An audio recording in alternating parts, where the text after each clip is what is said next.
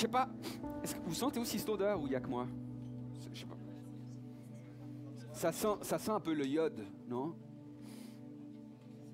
Ça sent la... Ah, ça sent la... Tu sais, la truc là, comment on appelle ça? La crème solaire. Ah, c'est ça. C'est ça, hein, non? Vous sentez pas cette odeur? Les beignets, chaud, beignets. Coco. Ah, ça sent la montagne pour certains. La raclette, la fondue.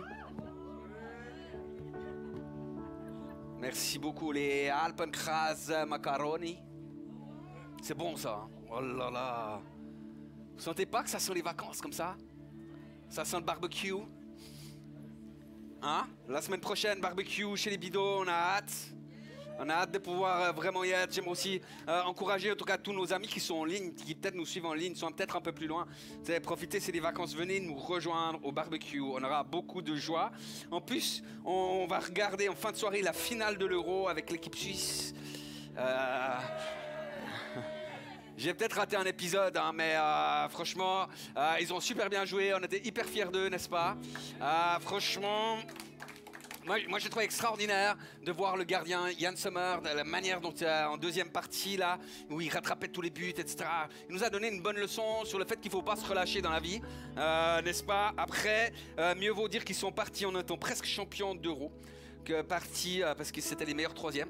On est d'accord ou pas? Magnifique. En tout cas, je crois que nous sommes nombreux à avoir besoin de vacances. Avoir besoin de pouvoir lever le pied, de pouvoir s'arrêter. Ça a été une année très compliquée, particulièrement compliquée, pas seulement à cause du Covid, il faut être réaliste, mais je crois qu'il y a une réalité spirituelle qui se cachait derrière et que le diable en fait nous a réclamé pour nous passer au crible comme le froment. Hein. Et voilà, on n'est pas surpris de tout ce qui s'est passé, pas surpris qu'il se déchaîne parce que lui aussi il sent. Ils sent aussi le feu, mais ils sentent le feu de la gêne. Ils sentent que la fin est proche. Ils sentent que les choses vont pas aller pour le mieux pour lui. Il voit que le royaume de Dieu est en train de s'activer et donc il réagit. Soyons clairs, hein, c'est pas qu'il anticipe les choses, c'est qu'il réagit à ce qu'il voit, qui est déjà en train de pouvoir s'activer, en train de se mettre, etc. J'avais reçu une image en préparant ce message pour aujourd'hui. J'avais reçu l'image d'un boxeur qui était en fait à la fin du match, qui était debout sur le ring, son visage vraiment tuméfié, il est lui-même tout groggy, tout pas très bien, un peu désorienté, etc. Tellement qu'il a pris de coups. Et en fait, je le voyais debout, un peu chancelant, mais je le voyais avec un bras levé. Et en fait, c'était l'arbitre qui tient, c'est le boxeur par le poignet, il le tient comme ça avec le bras levé. Et puis ça signifie qu'il a gagné. Ça signifie qu'il a eu la victoire. Et évidemment, c'est un témoignage pour celles et ceux qui sont là, un spectateur, pour celles et ceux qui observent. Si on comprend que c'est une image, c'est aussi un témoignage pour le monde spirituel. Mais en même temps, c'était un témoignage pour le boxeur lui-même. Parce que, en fait, vous savez, quand on en a pris plein la tête, quand on a pris des coups, quand on a combattu, ça arrive qu'on ne soit pas très bien orienté. Ça arrive qu'on se retrouve à pas avoir une vue qui soit très très bonne. Surtout, si vous imaginez un boxeur, son visage tuméfié, les yeux tout gonflés, tu regardes ce qu'il regarde. Puis des fois, tu sais, spirituellement, on est comme ça. Des fois, en fait, on voit pas grand-chose. Des fois, c'est vraiment compliqué. Je sais pas où t'en es dans tes combats. Dans les combats qu'il y a eu dans cette dernière saison. Peut-être que pour certains, ils savent que le combat est derrière, ils savent qu'ils sont victorieux, ils sont là et on se réjouit avec eux. Mais peut-être que pour d'autres, ils se disent, mais ce n'est qu'un round. Ce n'est qu'un round supplémentaire. Ils savent qu'il y aura d'autres matchs, qu'il y aura d'autres combats, qu'il y aura d'autres difficultés. Et même, j'aimerais te dire ce soir que même si tu as l'impression que tu n'en vois pas le bout, si tu es découragé, si tu ne vois pas la fin du tunnel, j'aimerais te dire, mais voilà, ne perds pas courage. T'sais, même si c'est ta réalité, même si tu as pris cher, regarde, la réalité, c'est que tu es encore debout. La réalité, c'est que tu es ici. La réalité, c'est que tu n'as pas été éprouvé au-delà de tes forces. Et je crois qu'il y a des gens qui doivent comprendre, qui doivent entendre quelque chose. C'est que, en fait, plus le combat est dur, la réalité, c'est qu'on n'est jamais éprouvé au-delà de nos forces, d'accord? Donc plus le combat est dur, plus tu es balèze, en fait, spirituellement.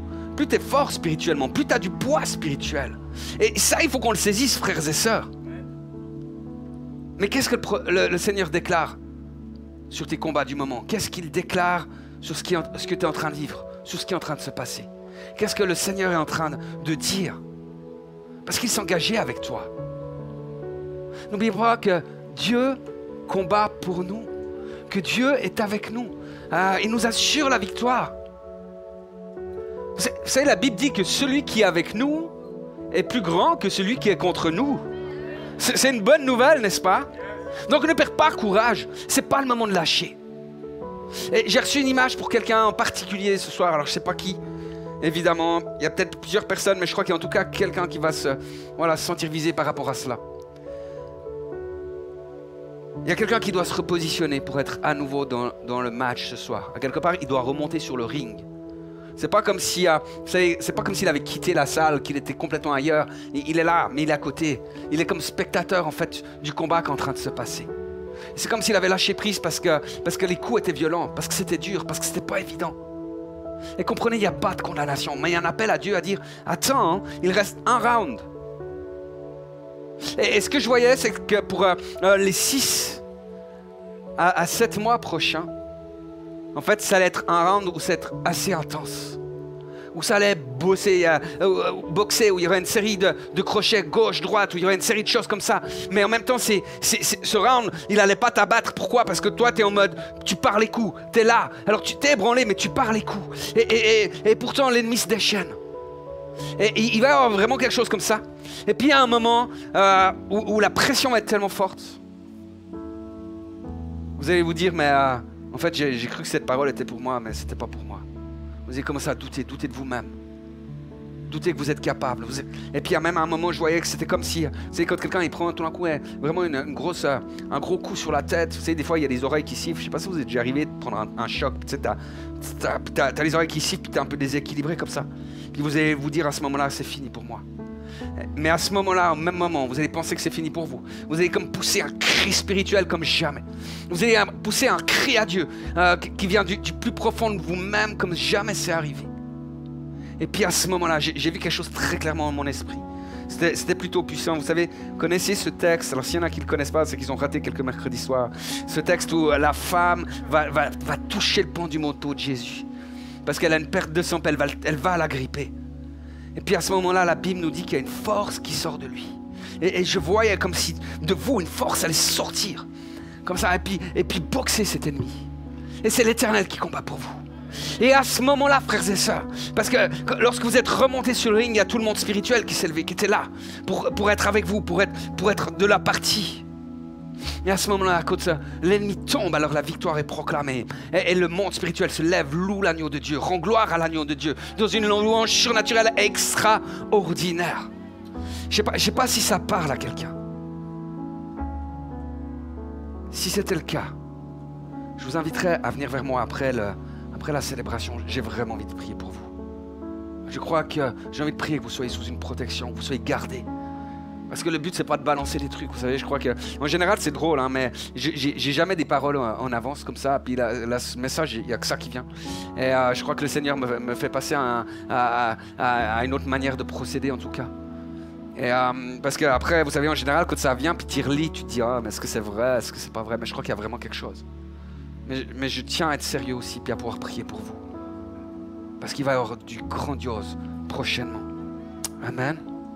Amen. J'aimerais qu'on puisse lire un texte dans l'évangile de Luc au chapitre 18. On va lire les versets 1 à 8 et je remercie Simon de pouvoir les afficher. Il est écrit donc, Jésus leur adressa une parabole pour montrer qu'il faut toujours prier et ne pas se relâcher. Il dit, il y avait dans une ville un juge qui ne craignait pas Dieu et qui n'avait d'égard pour personne. Il y avait aussi dans cette ville une veuve qui venait lui dire « Fais-moi justice de ma partie adverse ». Et pendant longtemps, il refusa. Mais ensuite, il dit en lui-même « Quoique je ne craigne pas Dieu et que je n'ai d'égard pour personne, néanmoins, parce que cette veuve m'importune, je lui ferai justice, afin qu'elle ne vienne pas sans cesse me rompre la tête. » Je pense que c'est dire me prendre la tête en vieux français. Le Seigneur ajouta « Entendez ce que dit le juge inique. Et Dieu ne fera-t-il pas justice à ses élus qui crient à lui jour et nuit? Et tardera-t-il à leur égard? Je vous le dis, il leur fera promptement justice. Mais quand le Fils de l'homme viendra, trouvera-t-il la foi sur terre? Merci beaucoup. Le titre de mon message, c'est « Nous ne nous relâcherons pas ». Amen. Alors vous le savez, une parabole, en fait, c'est une illustration. D'accord? C'est pas une histoire vraie. C'est une illustration qui veut nous apprendre quelque chose. Et là, Luc l'explique bien dans le texte. Le but, c'est qu'on comprenne qu'il faut prier toujours et sans se relâcher. D'accord? Jusque-là, ça va? C'est Jésus qui nous enseigne cela. Hein? C'est Jésus qui donne cette parabole. Donc vous comprenez bien que prier toujours sans se relâcher, ça ne veut pas dire qu'on doit essayer de quémander quelque chose à Dieu. Ça ne veut pas dire qu'on doit essayer de l'amadouer ou de le rabâcher par nos prières. Parce que Dieu n'est pas le juge unique. Au contraire, Dieu nous aime, Dieu s'est engagé à nous faire justice. Et ce texte le rappelle, j'aimerais vous lire les versets 7 à 8, tels qu'ils sont rapportés dans la version de la Bible amplifiée. Je ne sais pas si vous connaissez cette Bible. Je trouve que c'est hyper intéressant parce que des fois, ça prend un mot, puis ça l'élargit un petit peu, ça donne un peu de 2-3 mots à côté pour qu'on comprenne bien ce que cela veut dire. Lisons ces versets 7 à 8. C'est écrit, « Dieu notre juste ne nous défendra-t-il pas et ne vengera-t-il pas ses élus qui crient vers lui jour et nuit? Ne tardera-t-il pas à faire justice en leur faveur? Je vous le dis, il les défendra et les vengera rapidement. » Dieu réagit en ta faveur. Dieu rapidement va te défendre, va te venger. Il est de ton côté. Il est avec toi. Et on l'a vu dans le psaume 91 tout à l'heure. Dieu est avec nous. Toute la Bible en parle. Déjà dans l'Ancien Testament, ça abonde de promesses qui nous disent que Dieu est avec nous, que Dieu combat avec nous. N'est-ce pas? Psaume 34, un psaume extraordinaire. Ça il faut l'avoir quelque part sur le cœur, ce psaume. Je vais juste lire 3 versets, les 17 à 19. C'est écrit, quand les justes crient, l'Éternel entend et il les délivre de toute leur détresse. L'Éternel est près de ceux qui ont le cœur brisé. Est-ce qu'il y a des gens qui ont le cœur brisé ce soir? L'Éternel est proche de vous. Et il sauve ceux qui ont l'esprit dans l'abattement. Le malheur atteint souvent le juste, mais l'Éternel l'en délivre toujours. Amen. Amen. Vous voyez, je fais les contrôles avant l'été quand même, savoir si vous connaissez vos versets. C'est bon de voir une église qui peut proclamer ces beaux versets-là. Nous pouvons être assurés, frères et sœurs, que sa fidélité ne va pas dépendre de nous. Ne va pas dépendre de nos performances, de nos réponses. Ne va pas dépendre de notre foi. Même quand nous manquons de foi, la Bible dit que Dieu demeure fidèle parce qu'il ne peut pas se renier lui-même. Amen, ça fait partie de sa nature. On n'a pas à prier pour essayer d'attirer la miséricorde de Dieu. Elle nous est accordée. On n'a pas à prier pour qu'il libère sa grâce. Elle nous est déjà donnée. De manière abondante, surabondante, grâce sur grâce. Amen. Amen. Vous savez, il y a une des valeurs du gospel, des différents gospel centers, qui dit que la victoire de Jésus-Christ est absolue. Et qu'on ne prie pas pour la victoire, mais qu'on prie à partir de la victoire. C'est à partir de la victoire de Jésus-Christ que nous pouvons gagner nos combats. D'accord? Donc, en fait, cette parabole, elle est donnée pourquoi? Pour nous montrer qu'on doit prier sans cesse, sans se relâcher. D'accord? Ça, c'est clair? C'est bon, vous êtes toujours avec moi? J'entends qu'ils n'ont pas répondu. Voilà. Attention, hein? Vous savez, en fait, c'est l'attitude de la femme qui modélise la foi. Qu'est-ce qu'elle fait, cette femme? Elle persiste. Sa foi est persistante. Vous savez, Jésus, il va dire à la fin, mais quand le Fils de l'homme reviendra sur terre, est-ce qu'il trouvera encore la foi? Mais en fait, il dit, est-ce qu'il trouvera quelqu'un qui a la foi autant persistante que cette femme-là? Vous savez, il y a des prières de foi, il suffit de déclarer un mot et la chose s'accomplit. C'est tu dis à la montagne, move it. À la montagne, elle move it, move it, move it. Vous êtes d'accord avec ça? Et il y a d'autres prières de foi qui sont là parce qu'elles sont persistantes. Elles s'accrochent aux promesses. Et elles tapent, elles tapent, elles tapent. Non pas pour réclamer, mais pour déclarer ce que Dieu a dit. Et ça, c'est de la foi, frères et sœurs. Elle se bat pour que justice soit faite. Pourquoi? Parce que, vous savez, Dieu a déposé des causes sur nos cœurs, sur nos tripes. On a des fardeaux, on porte des choses. Et quand tu portes ces choses-là, tu vas dans la prière. Tu vas les réclamer dans la prière. Parce qu'elles sont là, elles sont promises. Vous savez,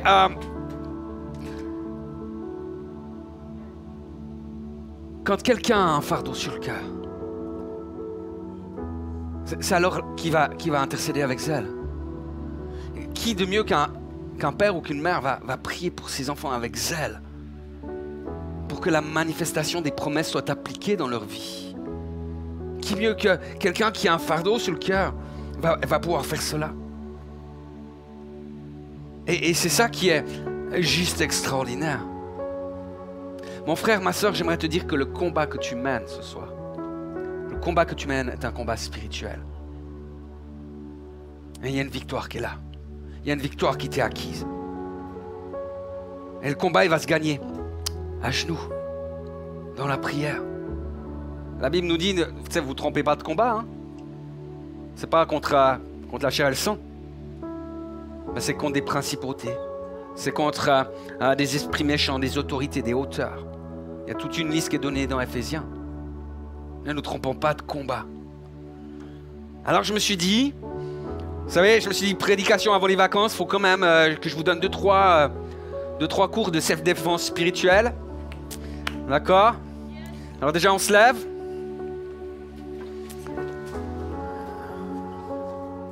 Magnifique, vous pouvez vous rasseoir. Et vous m'avez pris pour un JO ou quoi? Asseyez-vous, frères et sœurs. Merci, ça vous a fait du bien, n'est-ce pas? Désolé. C'est parti tout seul. J'ai une petite question à vous poser, puis vous allez me répondre... D'accord, de manière assez forte, pour que sur le streaming, on vous entende. La réponse va être simple, c'est oui ou non. Hein. Je n'ai pas fait des phrases hyper compliquées, parce qu'il faut que ce soit clair. Alors d'après vous, dans un combat spirituel, est-ce qu'on doit combattre une personne? Est-ce qu'il y a quelqu'un qui a dit oui? Ok. Parce qu'en même temps, un petit peu quand même. Attention, on ne combat pas contre la chair et l'esprit, hein, je ne vais pas dire le contraire de la Bible, soyons clairs. C'est ça, la chair et le sang. Maintenant je fourche, je suis tout émotionné. Mais vous savez, les amis, je crois que dans la réalité, il y a quand même quelque chose à combattre. Il y a quand même quelque chose, tu sais, de manière à être intentionnel. Alors attention, je ne suis pas en train de dire, t'envoies une volée de versets dans la tête de l'autre en pensant que l'esprit qui est derrière va les recevoir et les gérer. D'accord? S'il y a des choses comme ça à prendre, à combattre, tu vas dans le lieu secret, tu déclares les bontés de l'Éternel sur la personne, à haute voix. Tu déclares toutes ces bonnes choses, ces qualités. Parce que là, c'est pas évident. Tu sais, quand t'es tiré par quelqu'un, c'est de dire ces qualités-là. Ça devient un peu chaud en général. Hein. C'est un peu... Mais voilà. Tu déclares, tu bénis. Tu déclares, tu bénis, tu proclames les bienfaits de Dieu sur lui, etc. Et là, tu peux être sûr que l'esprit qui est derrière lui va entendre. Mais, en fait, la réalité, ce qu'on fait nous, souvent, quand on ne réagit pas avec notre chair, on ignore. On met comme un mur. On se tient à distance de l'ennemi. Vous êtes d'accord avec cela?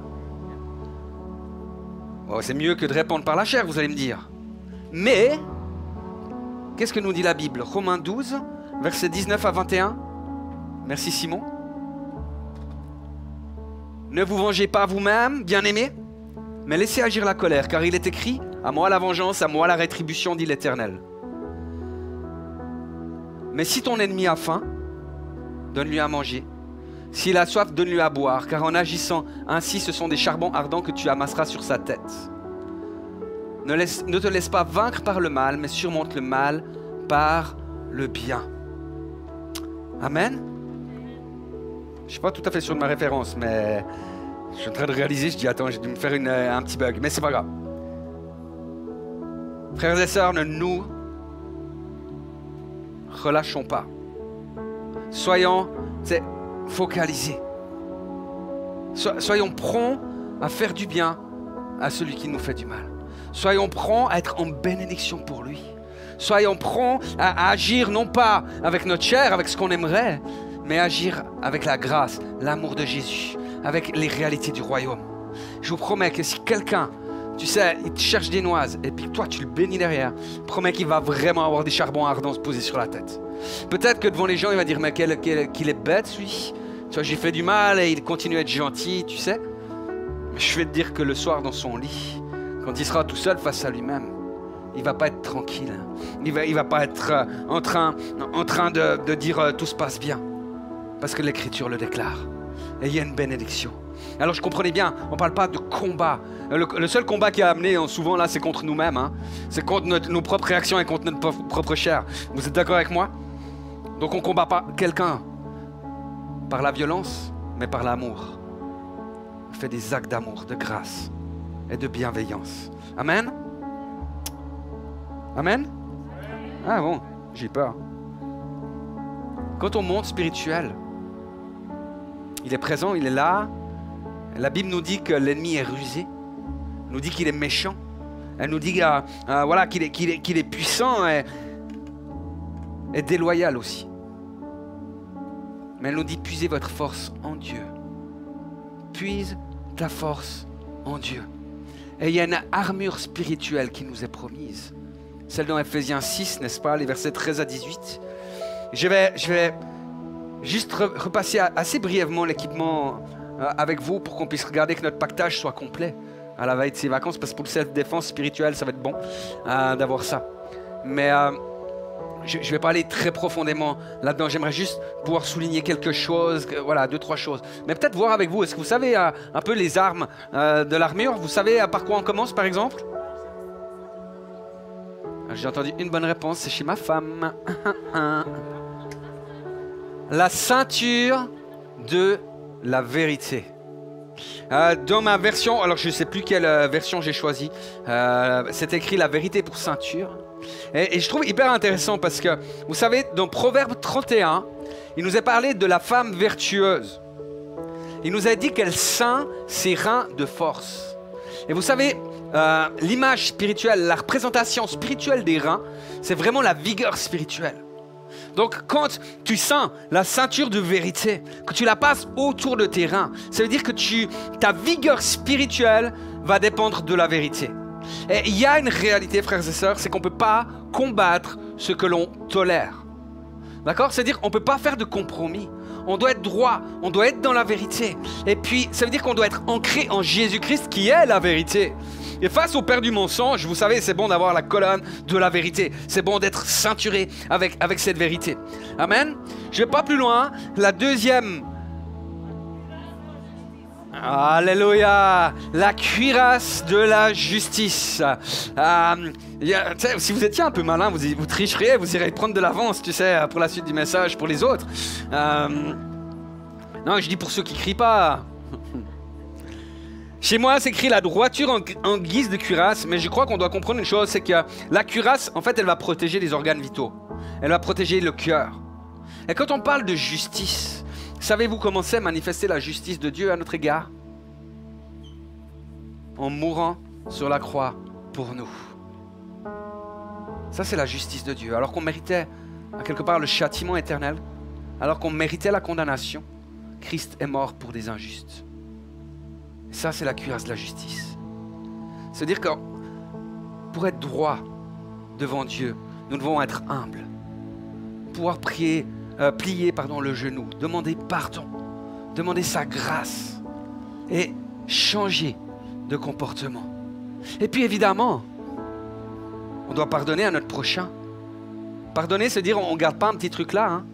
Il n'y a pas une coche qui est gravée à quelque part sur la cuirasse en disant « celui-là, il m'en doit une ». Pardonner, c'est effacer. C'est effacer l'ardoise. Et la Bible nous dit qu'on doit pardonner 7 fois, 77 fois par jour. Même quand l'autre ne change pas, en fait. Toi, tu dois changer, mais lui, même s'il ne change pas, tu lui pardonnes. C'est cette manière-là qu'on va pouvoir garder notre cœur de l'amertume, garder notre cœur des blessures et des choses qui font qu'on peut devenir fragile. Troisième,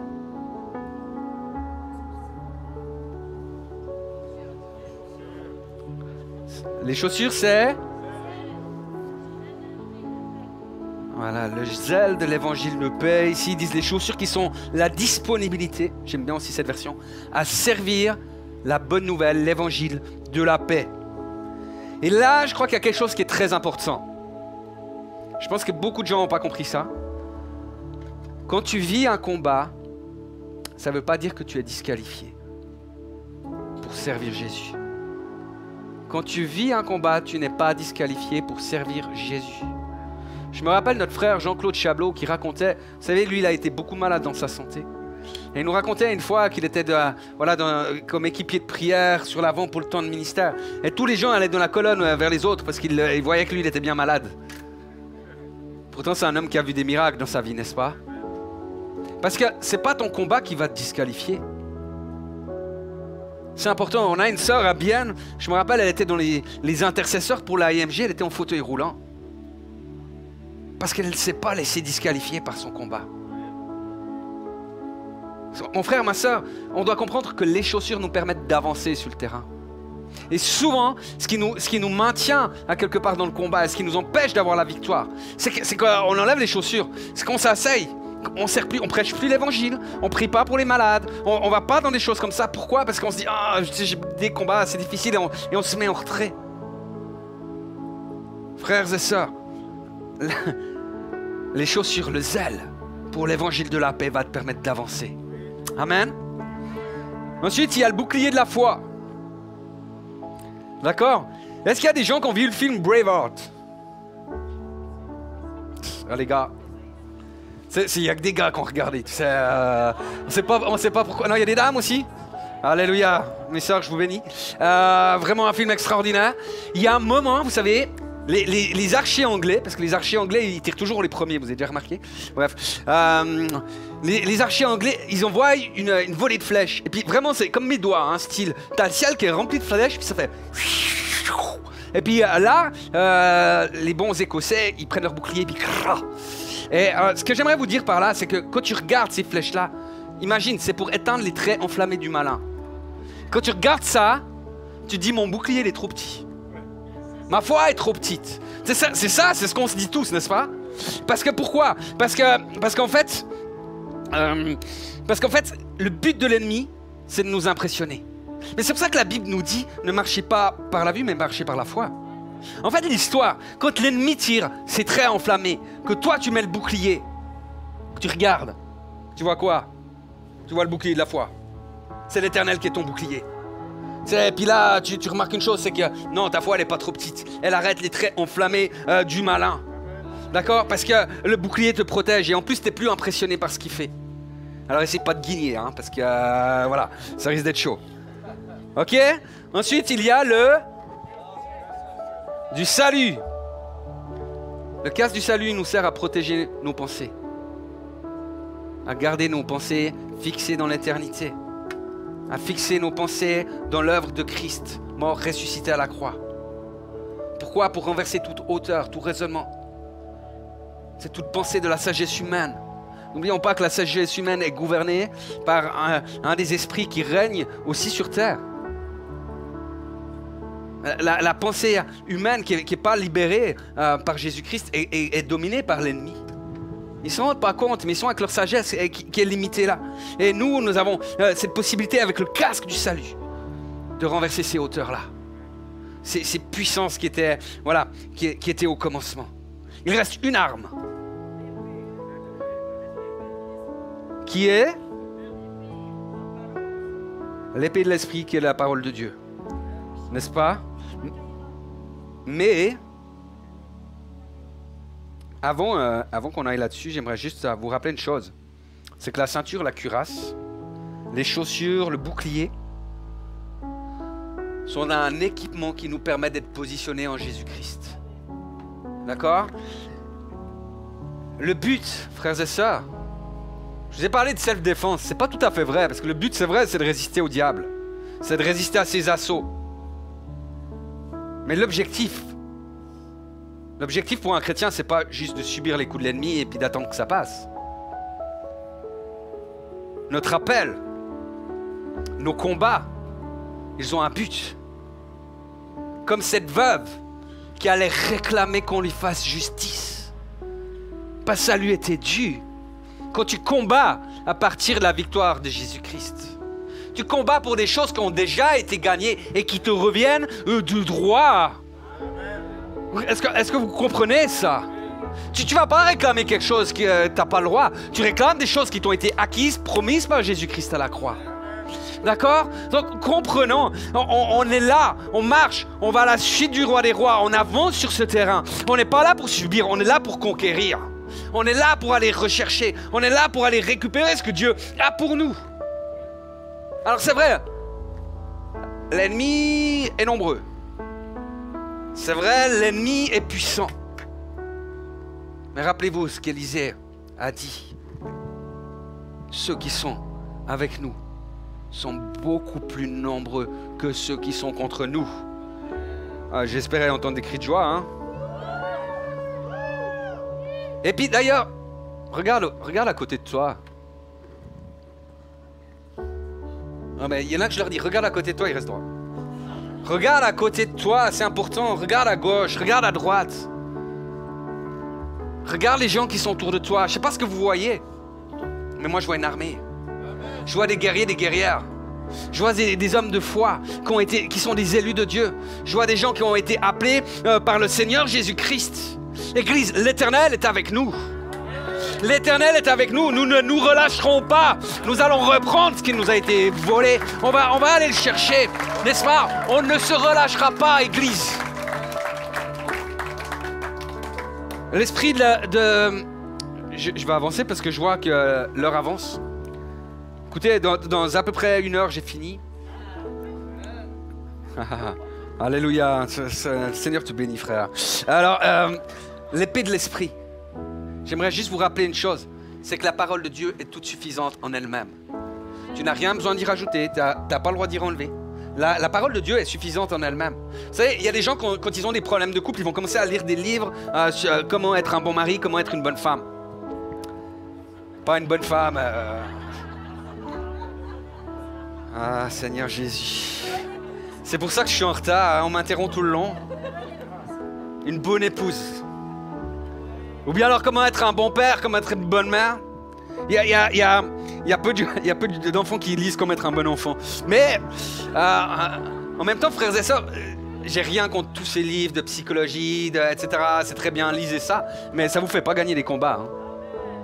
Ce qui va vous faire gagner les combats, c'est de déclarer la parole de Dieu. Et la parole de Dieu seule. Elle a... Vous savez, tout bêtement, moi j'aimerais vous dire un moyen tout bête. Tu prends une concordance, tu prends un ordinateur, tu commences à rechercher les promesses qui sont données là où tu as des combats. Et tu fais des copier-coller, tu les copies à la main, comme tu préfères. Tu gardes les références parce que tu peux retrouver ça après. Tu verras, déjà rien que de faire ça, ça va t'édifier toi-même. Et puis après, tu commences à les proclamer, verset après l'autre.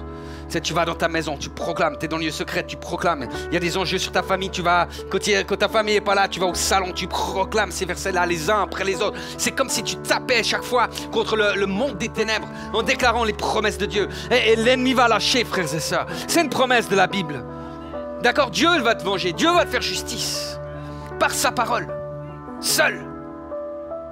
Et puis tu n'as pas besoin de rajouter, Seigneur, plein de phrases. Parce que vous savez, des fois, plus on rajoute de nous-mêmes, plus on limite Dieu.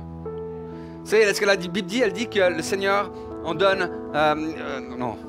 Non, c'était autre chose, ça, chérie, mais c'est là qu'on va aller. Là, je l'ai cité un verset que je connais par cœur, c'est que à quoi bon se lever tôt le matin, se coucher tard le soir, l'Éternel on donne autant à ses bien-aimés pendant qu'ils dorment. Ça, c'est pour s'excuser de se culpabiliser, n'est-ce pas? Non, le verset que je voulais dire, c'était que Dieu va nous donner au-delà de ce que nous demandons ou même de ce que nous espérons. D'accord? Donc des fois, nous, on rajoute des trucs à la parole, on dit, ah ouais, puis on commence à dire à Dieu comment il doit agir. Arrête de dire à Dieu comment il doit agir, déclare juste sa parole. Amen. Amen. J'aimerais t'encourager, Église, à ne pas te relâcher, à combattre le bon combat de la foi. Tu te bats pour le salut de tes enfants, ne te relâche pas. Tu te bats pour une restauration financière, ne te relâche pas. Tu te bats parce que ta famille elle est en train de voler en éclats, ne te relâche pas. Tu te bats pour la guérison, ta guérison ou la guérison proche, ne te relâche pas. Tu luttes pour la réussite de ton entreprise, ne te relâche pas. Tu te bats pour sauver ton mariage, ne te relâche pas. Ne nous relâchons pas, Église. Dis-moi, Église, avec tout ce que tu as lutté, est-ce que maintenant tu vas abandonner? Avec tout ce que tu as pleuré, est-ce que tu vas te rendre? Tu vas laisser les choses à Satan? Ou tu vas ne pas te relâcher? Est-ce qu'il y a des guerriers et des guerrières dans ce lieu? Ne nous relâchons pas, frères et sœurs. Ne nous relâchons pas, frères et sœurs. Et je vais conclure, je vais prier pour vous encore. J'ai vraiment à cœur de pouvoir faire ça. J'aimerais juste conclure par quelque chose pour nous rendre attentifs. On va avoir un temps de vacances. Merci Seigneur pour cela. C'est un temps de... Il y a besoin de se reposer. Il y a besoin de se ressourcer. Il y a besoin de pouvoir recharger les batteries. Problème, le risque que nous avons, vous savez, quand tu as lutté, quand tu étais au contact, au combat, etc. Tu arrives, tu étais stressé toute l'année, etc. Tu arrives tout d'un coup sur le temps des vacances, et puis là, tu te relâches. Mais spirituellement aussi. N'aie pas peur de prendre les armes de l'esprit à la plage, ça va pas t'enlever ton bronzage. D'accord? Dieu n'est pas en vacances. Donc tu peux compter sur lui, il est là. Il sera avec toi. D'accord? Mais se reposer, se relaxer, ce n'est pas se relâcher. J'aimerais vraiment vous rendre attentif à cela parce que la Bible nous dit qu'on doit prendre les armes pour le combat, mais aussi pour après le combat. Parce que notre ennemi, il est lâche. J'ai une parole à donner pour une personne qui a particulièrement d'ailleurs ne sait pas se relâcher. En fait, c'est une personne qui a quelque part, non pas se relâcher, se relaxer, pardon. C'est une personne qui a quelque part, vous savez, est toujours en train de combattre des combats. Vous savez, il y a toujours une cause, il y a toujours un truc qui l'émoustille, qui la fait se lever, puis voilà, souvent elle lutte ici, elle lutte là, etc. Et en fait, l'histoire, c'est que c'est une personne qui en fait a un grand discernement. Et la réalité, c'est que tu vois des choses que d'autres ne voient pas. Tu vas souvent les confronter. Et puis, en même temps, avec le temps, soit le temps te donne raison, soit les autres te donnent raison. Ils ne te l'avouent pas toujours, mais il y a cette réalité-là. Et puis, le souci, c'est que... en fait, j'avais cette image, vous savez, comme si Dieu était le général. Puis tu as ce grand champ de bataille, tu as l'armée en face. Puis Dieu, il n'a pas encore donné l'assaut, que toi, tu es déjà en train de pourfendre les adversaires en face. C'est comme si parfois tu y allais par tes propres forces. Tu combats un combat qui est juste, mais c'est comme si tu ne combattais pas dans le timing que Dieu avait prévu. Et les conséquences de cela, c'est que bien souvent il y a de la maladresse, il y a des gens qui sont blessés, toi-même tu es blessé. Bien souvent il y a des incompréhensions, il y a des amertumes, il y a des choses qui viennent comme ça. Et puis le Seigneur te dit ce soir, mais mon fils, ma fille, le problème, ce n'est pas tes capacités, tu les as. Le problème, ce n'est pas ton discernement, tu as un discernement qui est extraordinaire.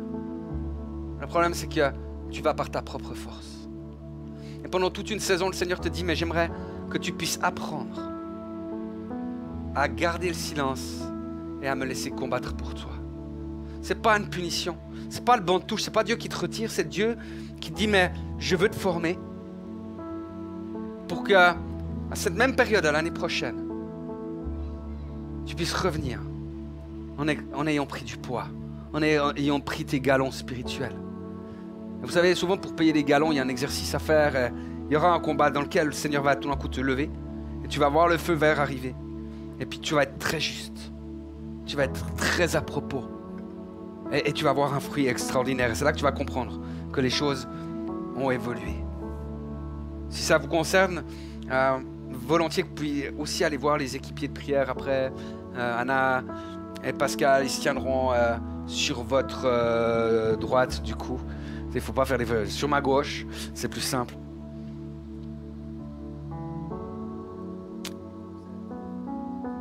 Il y a plusieurs personnes ici. Vous avez l'impression que vous ne progressez pas rapidement. Que ça fait des années que vous avez l'impression que vous faites un peu du surplace. Ça avance un peu. Il n'y a pas rien. Ça avance un peu, mais c'est comme si pour vous ça manquait de rapidité. Et vous savez que quand je dis je parle pas d'empressement, je parle de rapidité. D'accord? Et je ne sais pas si ça parle à des personnes ici. C'est des gens qui ont reçu des paroles prophétiques sur des choses qui devaient arriver. Et puis que les choses, avec des années et des années, elles sont toujours pas là. Je sais pas, est-ce que ça parle à quelqu'un juste? Oui, merci. Oui, merci. Je crois que ça parle aussi à d'autres personnes qui n'ont pas levé la main. Et je le sais. Parce qu'en fait, souvent, la réalité, ce qui manque là, ce qui vous manque souvent là derrière, c'est justement un peu l'audace à pouvoir entrer dans ce que Dieu a prévu pour vous. Dans les, vous savez, il met une comment on appelle ça, une occasion. Et puis c'est comme si, vous savez, il y a tout d'un coup devant l'occasion, c'est comme si on disait ah non, etc. C'est comme si les choses n'étaient pas assez stables ou pas assez prêtes. Et puis, vous savez, il y a ces chaussures de zèle que le Seigneur veut vous donner. Ces chaussures de zèle qui vous permettent de pouvoir avancer rapidement sur le terrain. J'aimerais vous encourager parce que je crois que pour plusieurs personnes, durant ce temps d'été, ce temps de vacances, en fait, il y a des rendez-vous divins qui sont prévus. Des rendez-vous où vous allez pouvoir partager l'évangile. Des rendez-vous où vous allez pouvoir prier pour des gens. Des rendez-vous qui vont faire des véritables différences dans vos vies. Et vous allez voir tout d'un coup la main de Dieu se manifester d'une manière comme jamais. Parce que vous allez obéir. Parce que tout d'un coup vous aurez mis les chaussures du zèle. Et moi j'aimerais vous encourager, vous savez, à dire ok, je prends ça, mais j'y vais pas tout seul. J'aimerais vous encourager, si vous êtes marié, à en parler à votre mari en disant je crois que le Seigneur m'appelle à quelque chose. Rends-moi attentif à cela pendant le temps qu'on peut, etc. Si vous n'êtes pas marié, trouvez soit quelqu'un de votre base, soit un partenaire de prière, quelqu'un, mais que vous pouvez téléphoner, tu sais, vous pouvez faire un petit message WhatsApp, ou etc. Puis dire écoute, y a quelque chose qui se passe, je sens, mais j'ose pas trop. Puis comme ça, l'autre, il est avec vous. Il vous encourage, il dit vas-y. Vas-y, fonce. De toute façon, lui, il s'en fiche, tu vois. Mais non, il s'en fiche pas. En fait, il prie pour toi derrière. Et en fait, il est à fond derrière toi spirituellement. Et ça va faire une vraie différence. Mais j'aimerais vous encourager à être sérieux avec ce genre de choses. Et vous allez voir, tout d'un coup, vous allez passer des caps. Parce qu'il y a des combats que vous menez depuis des années qui vont tout d'un coup être comme derrière. Et vous ne saurez même pas par où c'était passé. Amen. Amen. Est-ce qu'il y a des gens qui sont dans une saison de combat aujourd'hui? Est-ce que je peux vous proposer de vous lever? Ceux qui peuvent, bien sûr. Et j'aimerais qu'Église, on puisse lever nos mains, étendre nos mains vers les gens qui sont là en train de signaler là. On veut prier pour vous dans l'amour de Jésus. Seigneur Jésus, moi je veux te prier pour celles et ceux qui aujourd'hui passent par des combats, passent par des épreuves, des temps difficiles. Seigneur, toi tu connais toutes choses et on veut déclarer qu'il y a... Seigneur, tu es avec eux dans ce temps-là. Seigneur, on veut déclarer que tu ne les places pas sous une condamnation. Souvent l'ennemi, il vous dit que vous faites de toute façon faux, que vous combattez mal, que vous faites ci, que vous n'êtes pas à la hauteur, etc. Vous savez, il essaie toujours de distiller des mensonges pour vous faire perdre la face. Mais le Seigneur vous déclare ce soir, non, ne te relâche pas, parce que j'ai acquis la victoire pour toi. Seigneur, moi je crois que tu es le Saint des Saints, que tu es le Consolateur, l'Éternel vivant. Je crois, Seigneur, que tu as la puissance de libérer mes frères et sœurs maintenant dans le nom de Jésus. On veut briser tout mensonge du diable, toute malédiction, toute fausseté qui ont été mises sur eux. On veut briser les œuvres de l'ennemi maintenant dans le nom de Jésus. On veut briser les assauts du diable sur les pensées, sur le cœur. On veut briser les mensonges qui essayent d'enfermer les gens dans des choses qui ne sont pas prévues pour elles. Seigneur, on veut te dire que nous sommes ton Église. Et ton Église est une armée. Et Seigneur, on veut se tenir aux côtés d'eux pour te réclamer la justice du ciel. Seigneur, venge-toi de leurs ennemis. Seigneur, acquiert vraiment ce cadeau pour eux. J'aimerais que ceux qui sont peut-être assis puissent se lever avec les autres. Pourquoi? Parce qu'on est une armée, on est un corps, on est un ensemble. Et parce qu'on n'est pas seul face à nos ennemis. Et j'aimerais juste prier, vous savez, comme étant un seul corps, une seule église, une seule armée. Père, au nom de Jésus, nous nous positionnons devant toi. Et nous reconnaissons que tu es le roi des rois, le général. Et que c'est à toi seul que nous voulons obéir. Seigneur, nous renonçons à nous faire justice nous-mêmes. Nous refusons de nous laisser vaincre par le mal.